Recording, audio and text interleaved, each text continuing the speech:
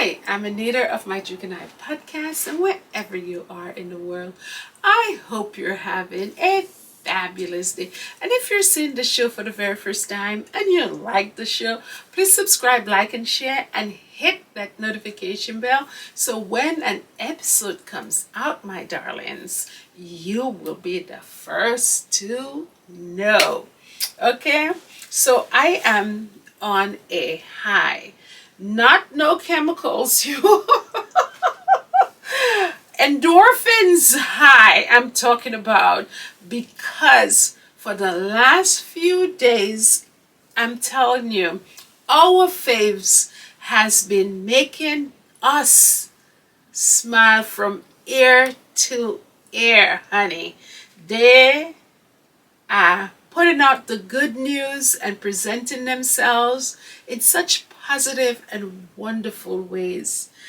It's just been glorious. Going from Meghan's birthday to now Prince Harry being out and about. Oh my goodness, it has been wonderful. Let us just talk about our boy Prince Harry. And I'm the only person that can refer to Harry as our boy. Okay? Nobody else can say that. Okay, just kidding. Anybody can say it. Except the derangers. But talk about that entrance Harry made when he got to Tokyo. I mean, you see that boy walked in that airport and he walked in there with confidence. His head high uplifted. He was glowing. His skin color was beautiful. Harry was in his element. I had never seen Harry this happy in such a long time. I mean, the last couple of times that we had seen Harry in public, one is when they were at the Miss Foundation Awards, when they were literally chased by the paparazzi. We saw Harry attending those court cases, and we saw him at his father's coronation. If we look at all of those events, being chased by paparazzi is not a good thing. That is something to infuriate you. And not only that too, this is how Harry's mother lost her life, being chased by paparazzi.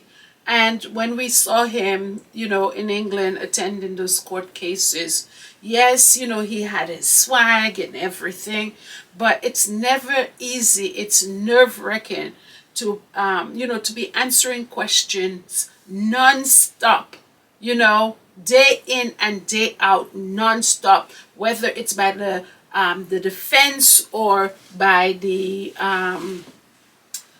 what is it now, by his attorney. Yes, so it's never easy to go through something like that.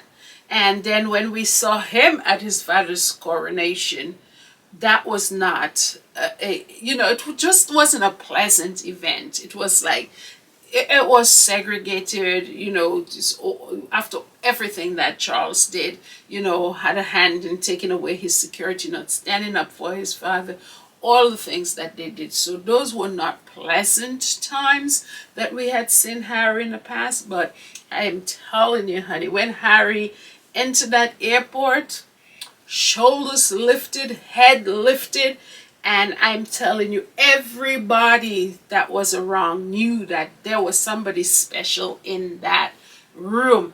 Everybody was looking at Harry. If they were going forward, they turned back to look at him. He just was in his element. You know that this is what Harry was born to do. He was born to serve. And nothing makes him more happy than when he is going out on an engagement where he's going to do something that is going to positively affect somebody's life, like playing polo for his non-for-profit organization, Center Valley. So that was just awesome to see, ladies and gentlemen. Okay, so Harry was back in his element. Now, speaking of element, we also saw a video of Harry with the, let me just make sure I'm saying this name correctly, Stellenbosch University Choir, where he was talking to all of these kids. And there is something about Harry when it comes to kids. They make him light up. He becomes a kid again, and he just makes them feel at ease. And we saw that in that little clip today, where he was talking to these young people. Their faces were all lit up, smiling, laughing, and he called them in for that huge group hug. That was really, really nice. And I remember a time, I don't know if that is a thing Harry likes to do. I remember a time when he and Meghan went on an engagement in England, and they were around a lot of young children, and Harry had these kids rushed up to Meghan and give her a big group hug. I was like, oh Lord, don't throw her down. That's what I was thinking, but he loves to do that. So it was nice to see that he put a smile on these children's face, on these children's faces. It was just really nice. It was really nice to see. So now Harry was on stage, and as what precisely why he was in Tokyo, because he had to participate in the summit, and this summit is called the ISPS Handa Summit, and that ISPS means International Sports Promotion Society. And the man that welcomed Harry on stage today was Mr. Handa. He's the one that founded that society. And yes, so his name I think is Mr. Haruhisa Handa. Okay, so and he welcomed Harry today, and you can see he's definitely fond of Harry. I don't know what their connections are, but it seems like they go back a long way, and he really gave him a really nice welcome on stage in that forum that they had today. And yes, so Harry really spoke nicely in that presentation, and there was a lot of people in the audience. And I think one of the things that bothered Harry as a young man, as a child growing up, is the constant berating of his intelligence. He's been, and I'm telling you, as a teacher, you never ever want to tell children that they're not smart or somebody else is smarter than them, because that has a lasting impact on children. For you to learn and for you to do well academically, you have to have confidence in yourself. And when people knock down that confidence, everything that you do academically, you are thinking about that you cannot. You are thinking about all the people who said you cannot. For some people, it motivates them to want to succeed. But for the majority of people, once you tell them that they are stupid, once you tell them that they're unintelligent, they tend to believe it, and it affects them psychologically. If you have children at your home, don't ever speak that way to your children. If you have anybody that is around you, don't ever speak that way, because words matters. When you think that you're not impacting somebody with your words, you don't know what is in their head. You don't know what is in their mind. They might take it more serious than how you are saying it.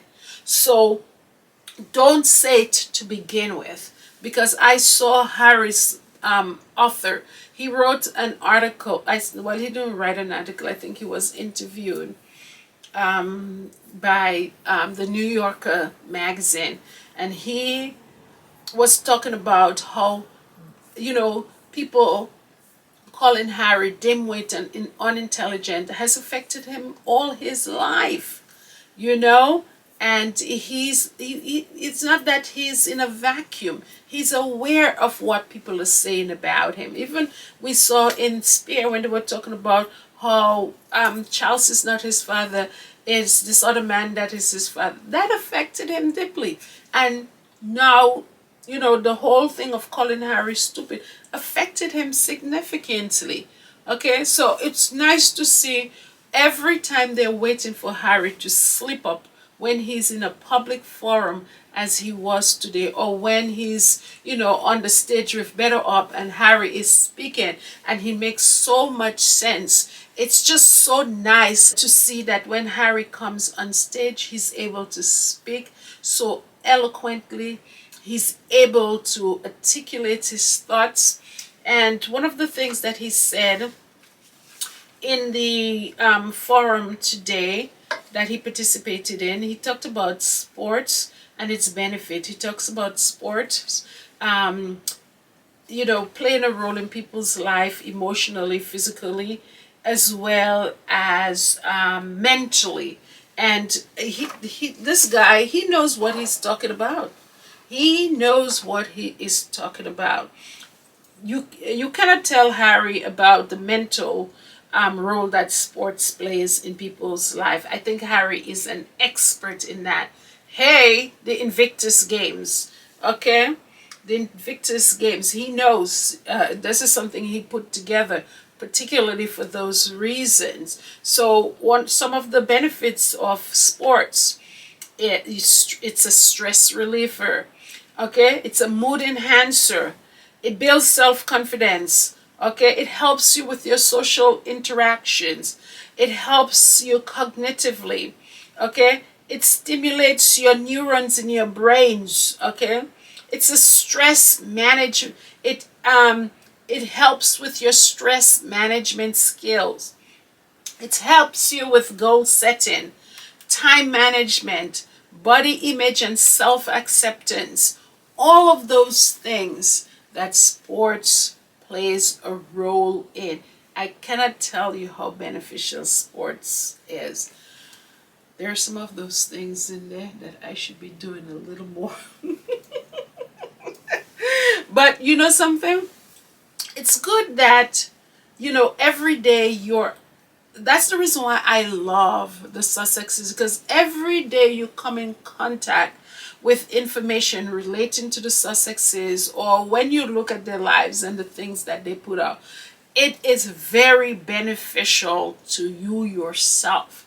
It's very beneficial to everybody. At the end of the day, they are humanitarians. Whatever they're doing, they're not just doing fluffy stuff. They are doing things to help humanity. So things like that. That is the reason why these people are wonderful people to be fans of, because the things that they're talking about is beneficial to everybody. It's not fluff. It's not about your bikini. It's not about your makeup. It's not about your hair. It's not about your nails. It's not about what song you're singing. It's nothing of that nature. It is things that educates you. It is things that you can benefit from in general. Okay, so that is the reason why nobody else have it like the Sussexes. Okay, hello. Okay, nobody else. You wouldn't want to be a part of anybody else's fandom. The right fandom to be in is the Sussex Squad fandom. Just saying. Okay, so all of those things that sports do, and Harry was able to, to touch on them today, which is very good. Oh, did I not mention Nacho Figueras? He was on stage too. I didn't really pick up anything that he said, but I know whatever he said, it was music to the ear. Okay. Nacho doesn't even have to say anything. Nacho just have to sit there. Nacho doesn't have to say anything. Nacho just have to sit there and let us admire him, honey. Let us admire him. I mean to say, the guy walked in there with Harry, and they were just two cool dudes. Two cool dudes. And then I think he posted something on his Instagram. I think they were in a shop, and they both had glasses on, sunglasses on, and they were just, you know, playing it up for the camera. They both looked cool. Harry, I don't know if he was outside, but he looks like he has a little tan on going. They both look good. Nacho is just pure eye candy. I will never, ever stop saying that. I am telling you. And everybody's saying the same thing. Okay, we can look, right? We can look. We can look. Okay, so anyways, they look like they're enjoying themselves over there on their mini tour, and that's a good thing. Okay, because they say whatever you're doing, make sure you're enjoying it. Make sure it's something that you like, and it's definitely showing that whatever they're doing, they're passionate about it, and it's showing on their faces. Now, yes, so there was reports today saying that Meghan was at the SoFi Convention Center, where Taylor Swift had her it's the convention center or the stadium? Yeah, I think it's a stadium, not too sure. Oh my goodness, a lot to keep up with. Okay, so anyways, it's, and by the way guys, when I speak to you guys, all what I am saying there, I'm saying it from my memory. I am just going off and telling you everything that I remember. I'm just putting it together as I am going. So what when you see me, I am being very authentic. Okay, I'm not reading from anything like some people are reading from things. You know, the Waleses people, they always have a reading story. I don't do anything like that. I stand up and I say my little bits. So you know, they reported that Meghan was at a Taylor Swift concert. You know, it is very hard to believe anything that you see out there unless there's a picture to go along with it. And that is the times that we're living in. It's unfortunate, but it is what it is, right? Because what the press has shown is that they're not trustworthy.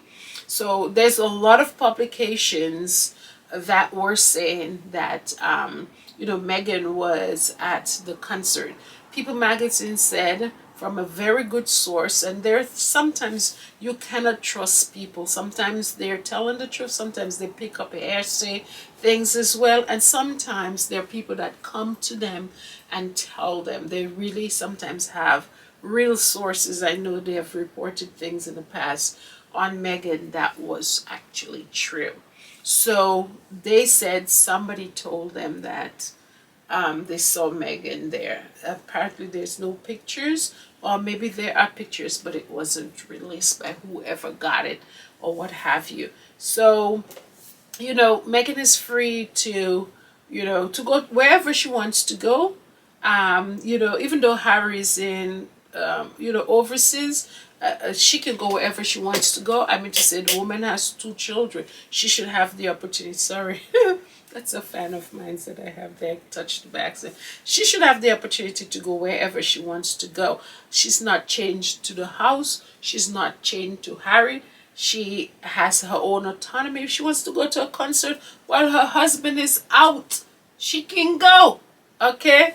She can go. There's nothing wrong with that. So for people to say that, you know, while Harry's working, Meghan is, you know, off to concert, she can do whatever she wants to do. Okay, so, and she can go to any concert she wants to go. And the other thing is that why I would just love to see those photos. The reason why I'm saying that is because at some point they wanted to create a divide between Taylor Swift and Meghan. They were reporting, the British media was reporting that Meghan had personally invited Taylor to be on her podcast, and she was turned down by Taylor. So this is what the media likes to report. And look at that. If it is true, what we are hearing out there, Meghan has no problem with Taylor. If you go to somebody's concert, you either like their music or you're a fan of them. So if she was, that squashes everything. Okay, that squashes everything. So there. Okay, that's why I said people shouldn't be talking about, the British press shouldn't be talking about Meghan that way. They talk about her wasn't invited to Serena's baby show. That is so stupid, because before you know it, Meghan and Serena is going to have something together, and they are going to look stupid over there. I don't know why they do it to themselves. They say this most outrageous and ridiculous thing, and before you know it, they're proven wrong. Okay? Let me sit properly on this chair. Before you know it, they are proven wrong. So I don't know why they keep saying the things they say when it's so simple. You can see Meghan and Oprah together. You can see George Clooney and Meghan and Harry together. All of those things, they always say things about them when in the end they're proven wrong. So I don't know why they do it. I just don't know how they like to embarrass themselves like that. Okay? Now, let us move on to Dan Wootton. Okay? Now, Dan Wootton, the Predator. Now, I don't understand how in the world that only the Guardian and Byland Times are reporting on Dan Wootton. Nobody is touching that story. It makes no sense to me. Where is the media's accountability? Where is it? Nobody wants to touch the story. Everybody else, I don't know what it is about Dan Wootton that nobody wants to touch him. They would write about everybody else, but they don't want to talk about Dan Wootton. Does Dan Wootton have a lot of secrets about people out there? Does he have a black book or something? I don't know what it is that Dan Wootton have over people's head, or if it's Murdoch that has things over people's head, why nobody is speaking. But anyways, Byland is not afraid, and they came out with the 8th article on Dan Wootton today, and they talked about the individuals that Dan Wootton sought out today. I'm using the word nicely sought out. I'm saying that the individuals that Dan Wootton allegedly preyed on, okay? Because I know he is, based on what has been said, he behaves like a predator. So, and those individuals weren't just, OnlyFans or Facebook or Craigslist models or what have you. These people actually were on television shows. I think one of them was on Big Brother. The other one, let me just get the name. I think The X Factor. And one was an actor. Okay? So he, with his manipulative self, and he is so treacherous, masking himself or lying about what his true intentions are, which is to see young men naked. What he did to these 3 individuals, these 3 celebrities, is that he offered them modeling jobs that did not exist. He told them that he had some underwear brand that he wanted to take photos of, but he wanted to do some trials, and he recruited these individuals to model for the underwear brand that he made up. What a nasty man. And it's just deceptive overall. That is deception in and of itself. To bait and switch like that. Here you are, you're baiting them with a job for modeling, and then you switched up on them because there's no modeling job. You switched up on them because all you want is photos of them in compromising positions. Yeah. Okay. So let's see.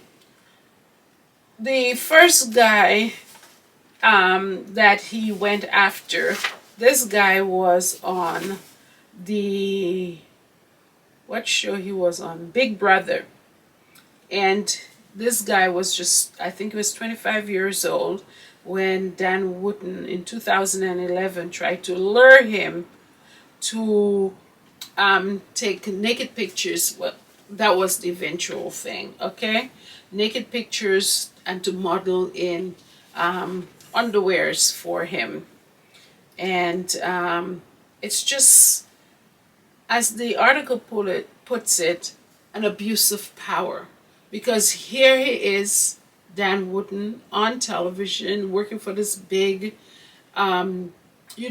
newspaper, and he's abusing his power.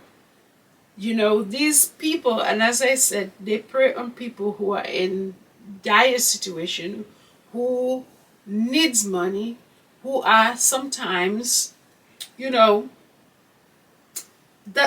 in trouble, and that's what they do. So here they said that Dan Wootton preyed on this guy, but the guy didn't fall for him. The guy from Big Brother, his name is JJ Bird.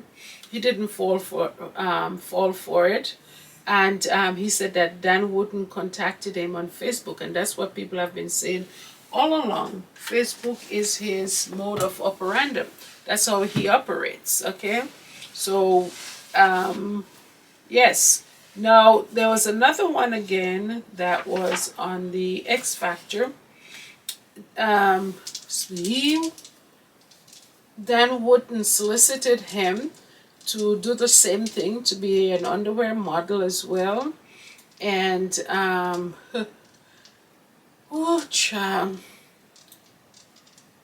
it's terrible. He happened to go to Dan Wootton's house, and when he got there, Dan Wootton told him that he was going to be an underwear model. Dan Wootton didn't even have underwears that resembled any type of modeling.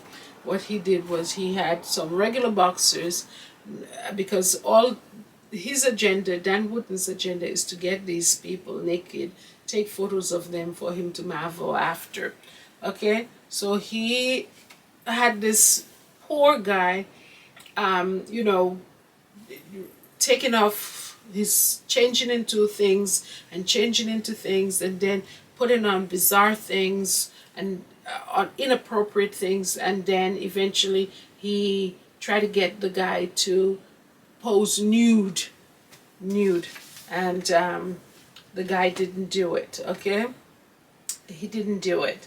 And then the other guy now, which is some actor on, it's called The Only Way is Wessex. I don't know, that must be a British show. And he's been on a lot of things over there in the United Kingdom. But he also was solicited by Dan Wootton as well to pose in underwears. And he didn't go for it. But what Bylan said is that at the end of the day, when Dan Wootton wanted to raise money on his crowdfunding fundraiser, whatever it is, he had the nerve to send a message to this guy, this actor, to for money so that he can defend himself. Now, what is interesting here, Dan Wootton wanted to raise $150,000. I don't even know why I'm looking at this. I do better when I'm talking. Dan Wootton wanted to raise $150,000, And so far, it has been stuck at £38,000. People just stopped giving Dan Wootton anything. It's just too much. It's just too much for them to throw their money away. So, after doing what he did to the guy and putting this guy in such a compromising position, he had the nerve to ask him for money, to help him with his attorney's fees. Dan Wootton, there's something really wrong about this guy.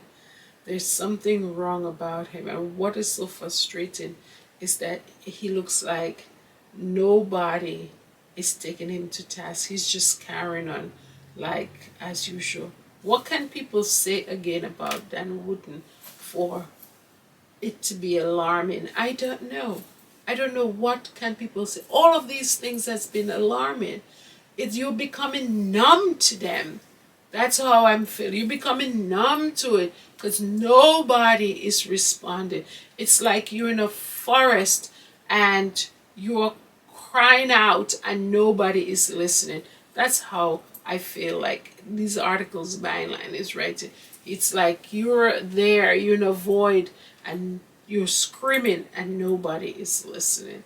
That's how it feels. It's just terrible. It's terrible. I don't know what it is about him that is so special. Why everybody's so fearful to touch Dan Wootton.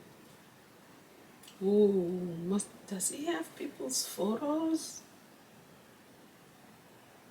Does he have pictures of celebrities, reporters, people like that? Whose pictures Dan Wootton has? It must be. It must be. He has a lot of dirt on people. That's the only thing I could think about. Anyways, guys, enough of Dan Wootton. And yeah, so it's sad. But anyways, we're looking forward to seeing our prince as he plays polo with his good brother Nacho on the 12th of August. So we're looking forward to those photos and what have you. Okay? Take care and be safe. And don't forget to subscribe, like, and share. Okay? Bye.